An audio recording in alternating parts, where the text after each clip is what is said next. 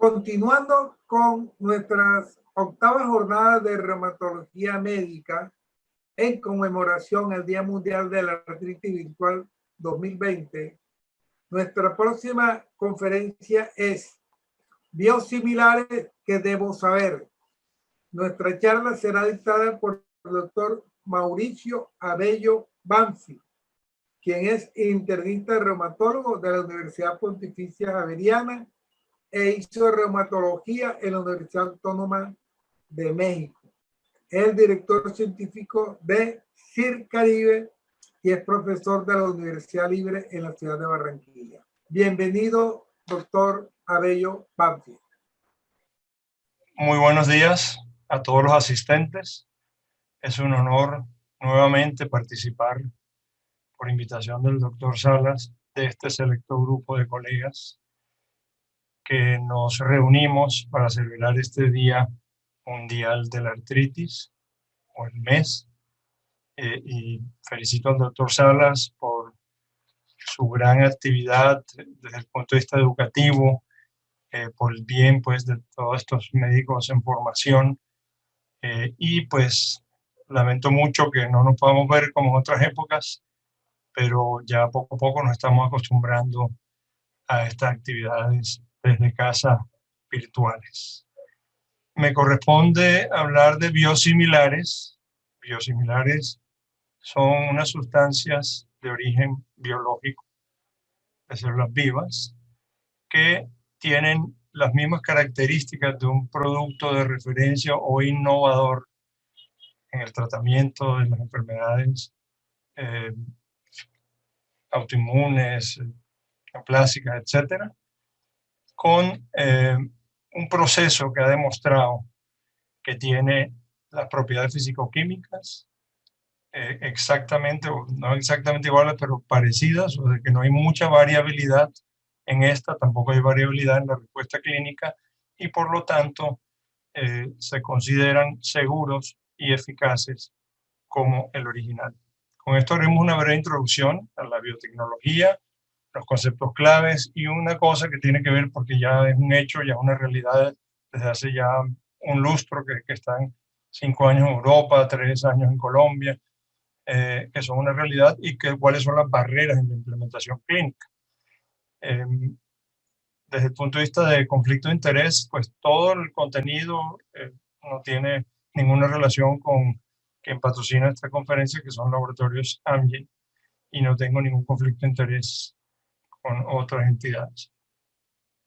Los biosimilares, vamos a probablemente no responderles exactamente qué hacer, pero ustedes tendrán una idea por lo menos de lo que son estos productos, las diferencias entre los químicos y biológicos, retos desde el punto de vista de la seguridad, como es la inmunogenicidad, cuál es el verdadero impacto y lo que realmente hace que surjan los biosimilares, que es lo relacionado con el costo de estos medicamentos y el beneficio de los nuevos que están entrando en hacer más accesible estos medicamentos, y también en la terminología como de lo que es sustitución, intercambiabilidad, la seguridad, así como los retos y obstáculos, teniendo en cuenta pues que al comienzo hubo cierto rechazo desde el punto de vista de los médicos, los pacientes, pero que el volumen de evidencia ha demostrado que hay cierta confianza que está creciendo y unos beneficios para los sistemas de salud derivados de la implementación de estos productos. Si hablamos de biológicos, pues tenemos una larga línea en la historia que comenzó desde 1771 con las vacunas, con la administración de estas vacunas de viruela. El primer biológico fue la eritropoyetina. Posteriormente, en la década de los 70 se desarrolla la tecnología recombinante del DNA, produciéndose en el año 75 los primeros anticuerpos monoclonales. De aquí viene pues ya la producción en escala de la mayoría de los medicamentos biológicos. Se produjo pues desde los 80 la vacuna recombinante contra la hepatitis, los factores estimuladores, y en el año 97 aparece el primer anticuerpo monoclonal que se usa en patologías hematológicas y autoinmunes, como fue el rituximab, teniendo por fecha de expiración en el 2004 de las patentes de los primeros medicamentos aprobados. De modo que ya no corregiría que no son nuevos tratamientos en reumatología, realmente son medicamentos que son producto del amplio conocimiento en la fisiopatogenia. Estas son enfermedades de causa desconocida, pero se ha venido desarrollando digamos, la inmunología, desarrollando cuáles son los factores claves específicos para poder desarrollar no solamente el bloqueo de citoquinas, como el caso del TNF, interleuquina 1, interleuquina 6, sino también de específicos como las células B con el rituximab o las células T bloqueando la coestimulación con el abatacept. En términos generales, la gente a veces considera que el biológico está relacionado también con cierta medicina alternativa, pero déjeme decirle que aquí hablamos de principios activos sintetizados de una fuente biológica. Esto como tal viene una serie de ensayos o experimentos físico-químicos, biológicos, con un estricto y sofisticado control de los procesos de producción. De modo que estos pueden llamarse también biotecnológicos, que se obtienen a partir de células vivas, en los que se implanta el material genético para desarrollar una proteína idéntica, casi siempre humanizada o de lo que nosotros queramos desarrollar para la tecnología de ADN recombinante. Pero ¿cuál ha sido el inconveniente de estos adelantos tan importantes? Prácticamente es el futuro de la medicina. Llegará un momento en más décadas que estos serán los corticoides y muy fáciles pues, de utilizar. Son los costos. Si nosotros miramos las cifras globales de lo que van en el mercado de los biológicos, no nos caben esos números en la cabeza, porque estos son 1.111 billones de dólares del mercado mundial, principalmente de oncología, son donde hay muchos más productos y hay más desarrollo. Posteriormente vienen muy cerca las enfermedades autoinmunes, pero también en otras patologías. En reumatología, pues ustedes los conocen, las personas que han visto pacientes tratados con reumatología. Estos están muy próximos a su vencimiento, muchos ya vencieron, prácticamente casi todos. Y las ventas realmente en el 2013 eran estos miles de millones de dólares solamente en Estados Unidos y en Europa. Eran muy importantes. El infliximab 8.3, cuya patente expiró en el 2015 en Europa. El adalimumab del innovador, que la patente apenas acaba de expirar en Europa en el 2018 y solamente tiene un año de implementado, llegó a tener en el año 2017, sin ningún tipo de competencia, cuando los otros ya tenían biosimilares, un valor de mercado de 17 billones de dólares, que aparece en la revista de Economía como un gran blockbuster. Pues tenemos que ver pues que de ahí viene pues la necesidad pues de mejorar el acceso, de evitar las iniquidades en poblaciones pobres, para tratar de masificar estos importantes productos. Viene pues la aparición de los biosimilares, las cuales tienen, aquí aparecen la FDA, la EMEA, la OMS, que son agencias regulatorias globales, quienes establecieron unas normas o una regulación para poder llamar a estos productos bioequivalentes o biosimilares, es decir, productos muy parecidos, sin mucha variabilidad y que tienen el mismo efecto farmacológico con la misma seguridad de los innovadores. Pero ¿cuál fue en cuándo se vio el beneficio? Esta gráfica es del 2016, el primer año en que se introducieron los primeros biosimilares, que fueron etanercept y infliximab en Europa. Aquí vemos abajo en las barras la disminución del precio. Este es el precio en costo paciente, que disminuyó un 13% a nivel global, un poquito más en otros países como España, Francia, pero muy importantemente, arriba vemos el incremento en volumen, es decir, el incremento en el acceso, es decir, que estos costos, estos ahorros fueron reinvertidos en masificar el uso de esto, es decir, estos incrementos en volumen de venta, el número de pacientes que aumentaron, que es todavía mayor que el ahorro en los costos obtenidos por estos biosimilares, de modo que esto viene pues si son reinvertidos, a facilitar la accesibilidad de estos medicamentos y a popularizar estos medicamentos en los pacientes. y el potencial de la reducción sigue subiendo. En unas encuestas realizadas agentes, digamos, de salud pública, se ha establecido que desde el inicio en que llegaron, cuyas, digamos, en el año 2017, 2018, eran un 20 o un 30% de reducción de los costos, estos están proyectados a más del 40%, de acuerdo a las encuestas, en el 2020 y lo que viene de esta década. De modo que realmente, pues, parece que la utilidad es importante, que son un hecho, que son una realidad, pero el médico se pregunta, bueno, ¿y esto son una copia, esto es un genérico? Realmente es bastante diferente. En esta gráfica vemos cómo la aspirina solamente tiene 21 átomos, mientras que un anticuerpo monoclonal, que ya son estructuras terciarias, proteicas, dobladas, con un potencial de hacer inclusive cambios post-translacionales, tiene más de 25.000 átomos. La diferencia, pues, las vemos aquí. La síntesis a partir de eso la piden los biológicos, síntesis química en los otros, el tamaño ya lo mencionamos, la estructura también. El proceso de producción es definitivamente la parte clave en poder establecer los biosimilares. Realmente el proceso de producción están protegidas por las patentes y tienen que ser muy regulados, muy estrictos, específicamente en la parte bioquímica y no tanto ya en la parte clínica de los pacientes, porque esto ya fue demostrado por los innovadores. Mientras que no sucede así con los químicos. Estos son claramente sensibles a condiciones externas, necesitan la cadena de frío. No pasa así con los químicos. La inmunogenicidad está presente y es un concepto del cual vamos a hablar, cosa que no sucede con los químicos. El desarrollo y el costo es mucho mayor que lo que se llaman los genéricos y por eso pues, se habla de que realmente son biosimilares.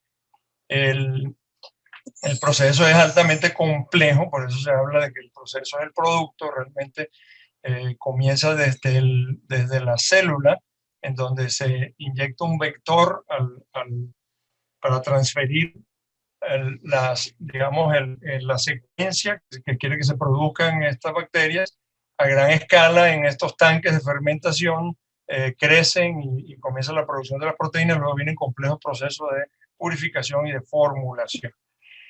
Hay muchas fuentes potenciales de variabilidad en estos procesos. Por ejemplo, solamente en la parte inicial, la clonación de la secuencia de ADN, puede haber diferencias en los genes, diferentes vectores que se utilizan para entrar. En la transferencia también, líneas celulares diferentes sistemas de expresión. En la expansión celular igualmente, diferentes medios de crecimiento o métodos de expansión. En cuanto a los bioreactores, que son esas máquinas, esos tanques de fermentación parecidos por ejemplo, una fábrica de cervecería, y esto son claramente una fermentación. Puede haber condiciones diferentes en los bioreactores, puede haber condiciones de operaciones diferentes en cuanto a la filtración o centrifugación, de modo que hay un potencial de variabilidad para que la molécula salga igual a la otra. Entonces, por eso en el proceso de desarrollo de un biosimilar, tenemos nosotros que hay unas diferencias y que las guías de la EMA, la FDA y la OMS establecen que el gran volumen, si vemos a la derecha donde dice biosimilares, la gran diferencia es que el gran volumen de regulación, lo más estricto, es en la parte preclínica, es decir, los estudios analíticos, se hacen más de 100 estudios analíticos. Por ejemplo, la neutralización del TNF debe ser exactamente muy en los rangos del innovador. Los estudios no clínicos, que son los estudios de farmacocinética, los estudios de biodisponibilidad, deben ser completamente exhaustivos y pueden ser inclusive con el mismo volumen de los otros, pero los estudios clínicos, si ustedes ven a la izquierda, los productos de referencia, requerían desarrollar un medicamento, requerían estudios fase 1, fase 2, fase 3, mientras que los biosimilares, lo que piden las agencias regulatorias es que haya que se evalúe no solamente en personas sanas, para estudiar la bioequivalencia, la farmacocinética, que son los estudios no clínicos, sino en la población de riesgo donde se ha usado los medicamentos innovadores, por lo tanto se hacen estudios en este caso, en artritis reumatoide, en lupus, pero son unos estudios para evaluar estos son estudios de no inferioridad desde el punto de vista clínico y desde el punto de vista de las variaciones físico-químicas o la inmunogenicidad comparativa entre el innovador y el biosimilar.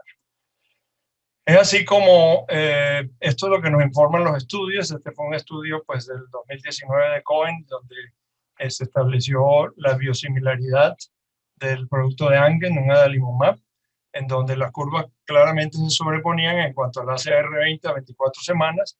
Igualmente luego las extensiones a largo plazo solamente con el biosimilar se obtuvieron los mismos valores de un 80% de los pacientes que son las respuestas de los TNFs mantenidos a lo largo del tiempo. Sin embargo, pues los clínicos nos preguntamos, la población se pregunta, bueno, y es lo mismo, ¿cuál es la seguridad? Realmente la inmunogenicidad es la capacidad del organismo de producir anticuerpos neutralizantes o de producir reacciones a ciertos agentes casi siempre de tipo biológico. Hay muchos factores, algunos relacionados con el proceso de producción, que realmente estos son resueltos porque cuando ya sale el biosimilar, pues ha sido resuelta esta parte, y es algo a lo que inclusive tiene que tenerlo en cuenta el mismo innovador, porque cada que produce un nuevo lote de este es equivalente casi a un biosimilar de lo innovador. También tiene que ver las características individuales, la inmunocompetencia del paciente. Es así como los pacientes en los estudios que se hicieron con infliximab iniciales, veíamos pues que los pacientes con artritis reumatoide con infliximab tenían un nivel muy parecido de inmunogenicidad al innovador, por aproximadamente un 20%, mientras que en las espondiloartropatías, que son cero negativas, es decir, donde hay menos compromiso inmunológico sistémico, había muy poca inmunogenicidad, y estos pacientes inclusive usaban los biológicos sin DIMAR, como por ejemplo influye acá abajito, donde vemos terapias concomitantes, dosis y frecuencia. Es característico ver las fallas secundarias a lo largo del tiempo con el paciente, sobre todo si hay interrupciones en la terapia, sobre todo más por la vía de administración subcutánea que por la vía endovenosa. Y por ejemplo, es interesante la relación de inmunocompetencia del paciente, como en el biológico actual, el único que hay en lupus, que bloquea las células B, bloquea la producción de anticuerpos, a lo largo de muchísimos años no se le ha encontrado nada de inmunogenicidad, precisamente porque su efecto terapéutico está relacionado con el bloqueo inmunológico. Sin embargo, para el 2014, cuando comienzan ya a publicarse los estudios y las encuestas mostraban que las 2/3 partes de los médicos desconfiaban de los biosimilares, y también a los pacientes. Hubo como una reticencia. Se decía que eran copias baratas, ¿cómo así que eso nada más vale esto comparado con el otro? Y esto estamos hablando del tema de los médicos, y habían pues muchas dudas. ¿Dónde vamos los médicos cuando tenemos dudas? Vamos al volumen de la evidencia. Ya han aparecido varios metaanálisis donde comparan la eficacia, seguridad, inmunogenicidad, la intercambiabilidad entre los productos de referencia biofarmacéuticos con biosimilares, y este es el último que fue publicado este año, en donde habían 178 estudios. En el 2018 solamente habían 70 estudios. Imagínense ustedes, hay una clarísima curva ascendente en este tipo de patologías. La mayoría de ellos eran infliximab, donde hay un mayor número de biosimilares, y también de estudios inclusive de fase 4 de seguimiento en pacientes, con 21.000 pacientes cambiados.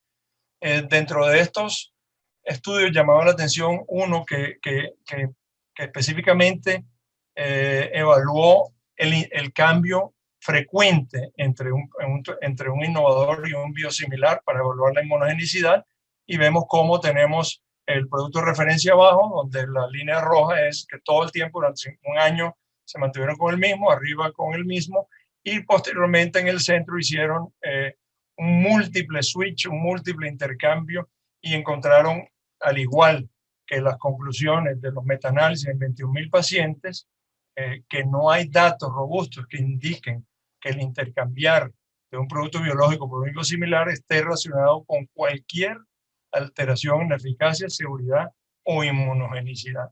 De modo que la pregunta, por lo menos desde el punto de vista del volumen de evidencia, parece resuelta, y ya pues los editorialistas dicen, bueno, ¿hasta cuándo vamos a cerrar la discusión de la intercambiabilidad? Y pues, da sus razones, pues basado cada vez más en que la evidencia científica no muestra realmente que haya motivos de preocupación. Y pues también, entonces ya cuando tiene que ver con la aplicación en la clínica, viene otro término que es, por ejemplo, la sustitución. Bueno, ¿y qué es intercambio, qué es sustitución? Entonces las definiciones, la intercambiabilidad es la posibilidad de cambiar un medicamento por el otro. Aquí no pusimos lo que se llama la extrapolación, es decir, porque ya sabemos que algunos de estos agentes tienen varias indicaciones en varias enfermedades, y se habla en este momento de que no hay problemas en extrapolación en los biosimilares una vez que hayan hecho los estudios con las principales enfermedades para los que están aprobados. Y sustitución es otro término que habla de la sustitución a nivel de farmacia sin conocimiento del prescriptor, y créanme, a veces hasta el mismo paciente, sino que de repente un día le aparecen con un apoyo diferente, de pronto con inclusive un mecanismo de estos de autoinyectación diferente, y esto, como veremos luego, va a generar ciertos problemas en la aplicación. La agencia europea, que es la que tiene mucha más experiencia que todas las agencias a nivel mundial, no regula la intercambiabilidad. Esto queda a criterio de cada miembro, y por ejemplo en Inglaterra el NICE, que es la agencia, dice, por ejemplo, de múltiples infliximab que hay, dice, utilices el más económico. Ellos son muy, favorecen claramente lo relacionado con los costos del sistema, estrictos en eso. Pero ya cuando vamos a la aplicación, nos encontramos aquí con estudios que decían efectos no farmacológicos en el intercambio de las medicaciones. El efecto nocebo implicado en el intercambio entre un original y un biosimilar. Realmente se comenzó a ver que algunos pacientes comenzaban a decir que se empeoraban cuando objetivamente no tenían alteraciones, su edad 28 mantenía en remisión, a través de solicitudes de que por favor volvieran al otro porque se sentían mal, porque tenían una serie de síntomas que eran principalmente subjetivos y no objetivos. A esto se le ha llamado el efecto nocebo, que es la incitación al empeoramiento de los síntomas, un desenlace inverso inducido por una actitud negativa sin intervenciones terapéuticas, sean no farmacológicas, placebo o sustancia. Esto es todo lo contrario del efecto placebo, en donde hay aquí hay una ansiedad anticipada a nivel de los centros, ya está establecido, del límbico del cerebro, esto está mediado neurológicamente, ya con los estudios se ha visto. Todo lo diferente al placebo, que es una anticipación para mejorarse, esto es una anticipación para empeorarse, para rechazar ciertas cosas, y esto lo vemos en la consulta diaria, cuando cambia a un paciente de médico, cuando dice que le va a dar un medicamento que tiene fama de ser tóxico. Entonces el efecto nocebo es muy importante porque fue evaluado en 2 estudios donde los pacientes intercambiaron de manera voluntaria en un estudio de seguimiento. En unos, que fue el BioSwitch de infliximab, prácticamente no se le dio mucha información, sino que quiere participar en un estudio. Y en los otros fueron información personalizada, fueron entrevistas, fueron médicos entrenados y además hubo una ofensiva en los medios públicos de un medicamento que llegó y que aparentemente pues, era igual o hasta superior, porque la prensa todo lo exagera. Y por lo tanto, cuando hicieron el seguimiento a 6 meses, estos pacientes en el BioSwitch tuvieron en las curvas de supervivencia actuarial solamente un 25% de retiro por simplemente los pacientes se mantienen estables, pero por deseo del paciente, comparado con el 15% de los pacientes que fueron mejor informados o que fueron, digamos, introducidos en un ambiente favorable. Recientemente, ahora en el Congreso ULAR, encontré esta de la experiencia de los pacientes en Inglaterra, donde sabemos que fueron un proceso masivo de cambio por biosimilares, en donde se hicieron una encuesta a los pacientes y básicamente lo que se tuvo en cuenta fue si estaba satisfecho con la información con que se le había dado para cambiarlo, y si estaba contento o si se consideraba que se sentía igual o igual o mejor, o si sentía peor o simplemente no tenía ninguna opinión. Entonces, interesantemente vemos cómo en azul son esos pacientes que no estaban satisfechos, ¿sí?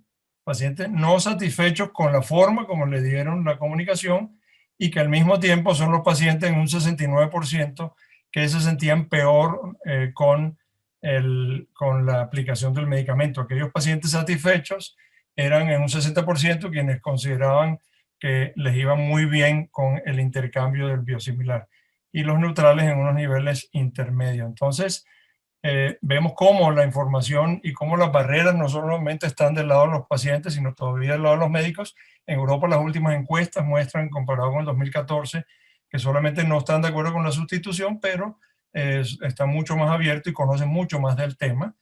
Este, por ejemplo, es un estudio que se hizo en PANLAR en Lima, con presencia de reumatólogos. Se hizo un congreso sobre biosimilares. Esto fue un curso de PANLAR antes fue hace como 2 años. Y encontraron preocupantemente, pues miren que el 58%, la mayoría de los médicos encuestados no tenían un buen conocimiento de la nomenclatura relacionada con intercambiabilidad y no tenían, aquí a la derecha, 2/3 partes conocimiento de cómo era la regulación en sus países con relación a la implementación de los biosimilares, a pesar de que ya había en casi todos estos países por lo menos 1 o 2 biosimilares.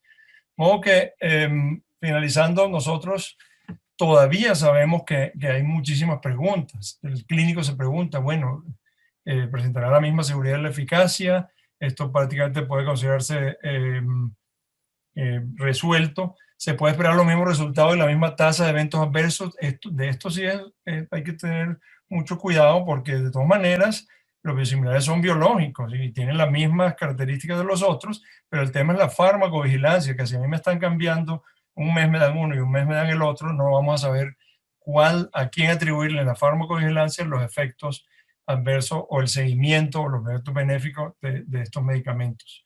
El intercambio lineal, hasta qué punto equivalentes o comparables, pues ya está definido una vez que cumplen el requisito biosimilar, porque tienen los requisitos de la FDA, la EMA o la OMS, prácticamente se considera que son equivalentes o comparables.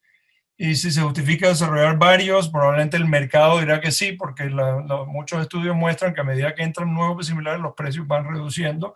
Obviamente, un poco parecido a lo que pasa con los mercados genéricos. Mientras más entra, más se reparte esa torta. Puede ser un biosimilar mejor que el original. Realmente, si fuera mejor, ya no sería biosimilar. Ya sería un producto diferente o un producto nuevo. Realmente estamos hablando de que son medicamentos muy parecidos.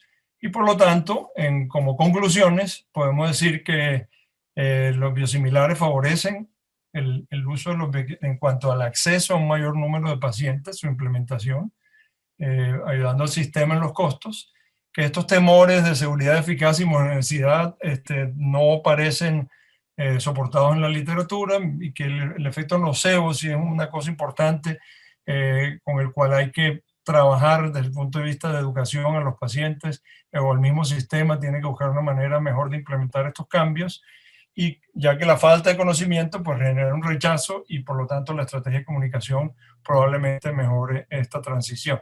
El equipo médico a su vez y todos los actores del sistema de salud deben tener un enfoque coherente para tener una aceptación, porque la relación costo-beneficio es muy importante con estos medicamentos.